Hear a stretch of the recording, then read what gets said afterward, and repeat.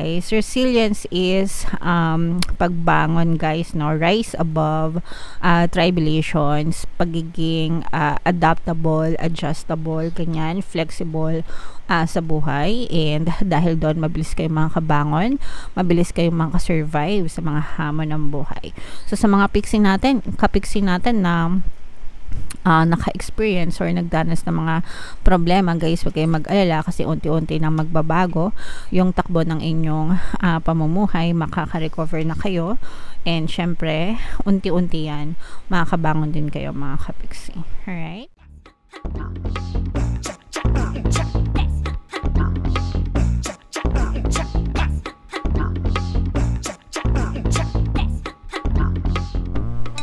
Hello guys, hello Leo. Welcome back to Pinay Pixie Tarot. Ang pamagat ng episode natin for tonight is message from the universe para ngayong February to March, guys, para sa Leo, Sun, Moon, Rising, Sign, and Venus. General reading lang, mga kapixie. Pwede mag-resonate, pwedeng hindi. Combination ng positive and negative energy, mga kapixie. So, tingnan natin yung message sa inyo, guys. Comment down below if feeling nyo naka-resonate kayo. Meron tayong memories, mga kapixie. So, memories, dapat palagi tayo nagtatanim ng mga magagandang memories sa buhay natin, mga magagandang alaala, mga magagandang experiences. There's always you can always find happy things, guys, in anything that you do. And habang kasama pa natin yung mga mahal natin sa buhay, no? Magtanim na to, kasi kapag nauna sila or nauna tayo, kasi doon naman din tayo mapupunta, mga kapixie. We all have specific life cycle sa buhay, di ba? Kapag sila yung nauna, at least we can remember them with their good memories. And kapag tayo naman yung nauna sa kanila, di ba? Meron din kayong may iwan na magagandang alaala sa kanila, mga kapixie. Okay? So yeah, make sure na you remember them, guys, with your good old memories. Dragon, guys, next message, discover your courage. Malayo pa yung pwede mong marating, guys, especially saktong-sakto kasi Year of the Dragon ngayon, kakatapos lang ng Chinese New Year, mga kapixie.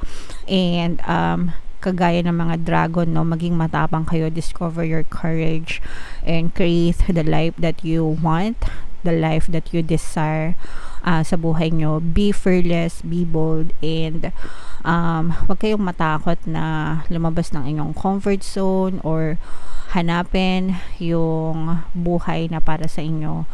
Don't be afraid to stand up and just chase after your dreams, mga kapixie. Okay? Kayang-kaya nyo yan, guys. Again, kung kaya ng iba, kaya nyo rin. Okay? I-comment nyo yan sa baba, guys. I am bold. I am fearless. Kung kaya ng iba, kaya ko rin. Okay? I-comment nyo yan sa comment section, mga kapixie. Pampaboost yan ng inyong confidence, guys. Another message, Leo, children. Ito, nakailang zodiac sign na palaging lumalabas itong mensahe na to, guys. So, napapanahon na pagbuhusan natin ng atensyon yung mga bata sa buhay natin. This will not resonate with all, guys. Pero, if naka-resonate kayo, may mga bata sa bahay nyo, may mga anak kayo, kapatid, pamangkin, mga inaanak, ganyan, very crucial yung 0 to 7 years old, mga kapixie, na edad ng mga bata, kasi nagda-download lang yan ng program, mga kapixie. And kung ano yung belief system na tinatanim nyo sa kanila, yan yung magiging pundasyon ng belief system nila. So make sure na magtanim kayo, wag na nating hayaan na magaya sila sa atin. Okay? Yung panahon natin, di ba? So make sure na magtanim kayo ng mga magagandang belief system sa mga bata, guys. Another message, Leo, is 7 heavenly virtues. Wow. So, lumabas ito guys, kasi reminder ito, no, na i-observe nyo itong 7 heavenly virtues na to para maging gabay nyo sa inyong buhay and maging maayos yung pamumuhay nyo. So, isa-isahin natin guys. Number 1 is faith, no? Faith is belief and trust in the right things, yung paniniwala sa mga tamang bagay, mga kapiksi, believing in the unseen, okay? Pagkakaroon ng pananampalataya. Hope is believing that good things will prevail, no? Yung pangalawa, na lahat magiging okay din, no? Yung umaasa na everything is going to always work out for the best, mga kapiksi. Number 3 is charity. Charity is kawang gawa, guys, no? So, dapat lahat tayo niyan nag-o-observe sa buhay natin, guys. Number 4 is fortitude, never giving up, wag na wag susuko, mga kapiksi. Number 5 is justice. Justice is being fair, no? Yung pagiging patas, yung hindi pagiging judgmental, mga kapiksi. And number 6 is patience. Patience is accepting the grace to forgive, okay? Pagpapatawad, kaya nga guys, 'di ba? Palagi ko kayong sinasabihan na matutong magpatawad, okay? So, kasama yan sa 7 heavenly virtues, mga kapiksi. And last is temperance. Temperance is practicing self-control and moderation. So, lahat ng bagay dapat nasa tamang balance lang, dapat nasa moderation lang, mga kapiksi. Wag labis, wag kulang. Alright? So, yeah.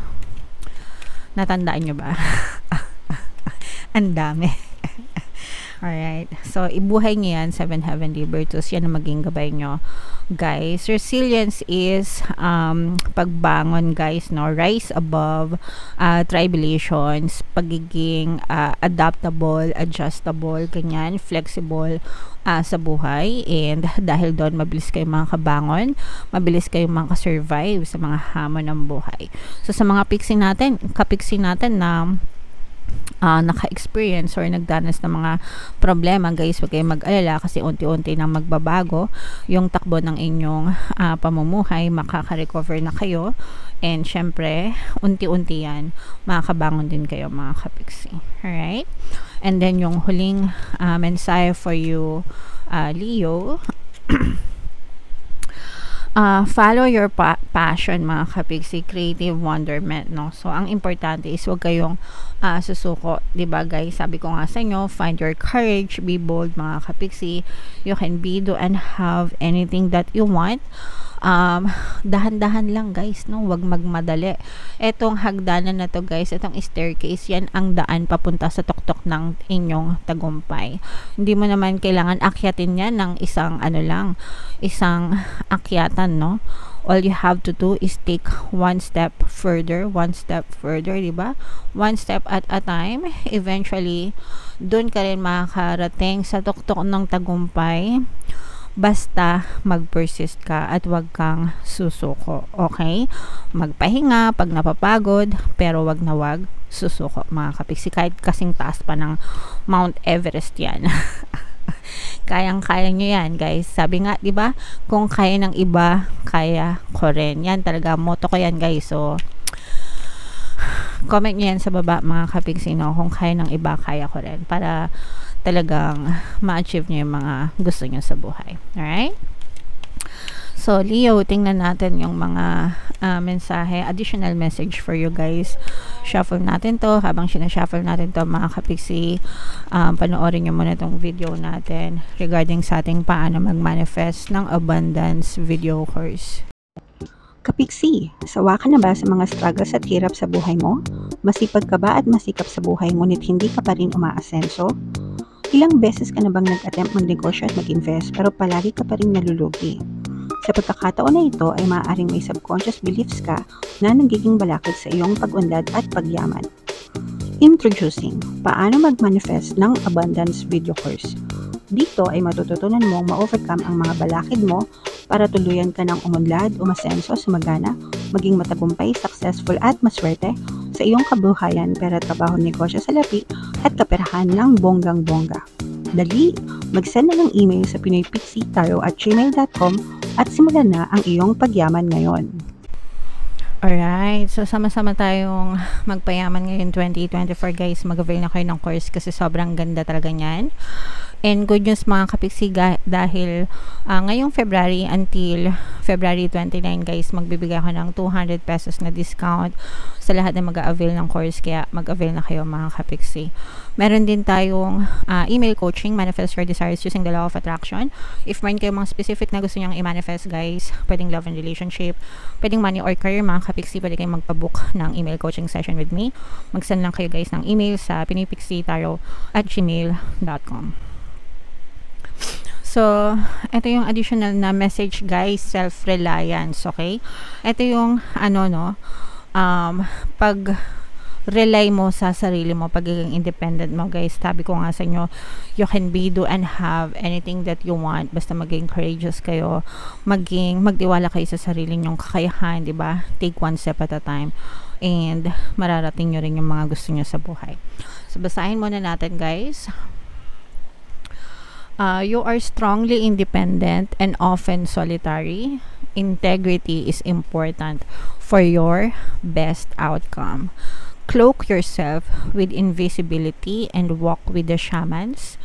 Use your intuition and let your life unfold in silent perfection. Yan. Gustong-gusto ko yan guys, no? Gustong-gusto ko yan kasi ibig sabihin yan, you work on yourself, you work on your own without bragging, di ba? Kumbaga parang trabaho ka lang, 'di ba? Without being so loud. Sabi nga nila, 'di ba, yung lata pag maingay, walang laman. Pero pag may laman, tahimik, 'di ba?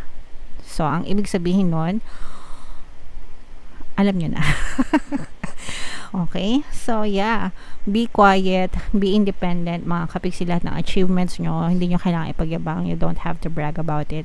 Your work will speak for yourself, mga kapiksi. And, para sa inyo, yung pagkakaroon ng integridad sa buhay, magandang paniniwala, yan yung magdadala sa inyo ng best outcome, mga kapiksi. And pakinggan nyo yung intuition nyo because your intuition will always guide you sa mabuting landas. Kasi yung intuition natin, mga kapiksi, ginagabayan niya ng ating mga gabay. Alright? So, yeah. Self-reliance, trust in yourself, mga kapiksi. Be confident. Kayang-kaya nyo. Again, guys, kung kaya ng iba, kaya nyo rin. Alright? So, yeah. Comment down below, Leo, if feeling nyo nakaresonate kayo sa mga mensahe para sa inyo. Ito yung ating mga pampaswerte subliminal, guys. Pakinggan nyo na. And ito naman yung ating paano mag-manifest, success stories ng paano mag-manifest ng abundance video course. Click here to subscribe, guys, and click here to join our membership program. Thank you for liking, sharing, and subscribing. See you again next time. I love you all, guys. Have a nice day. Bye-bye.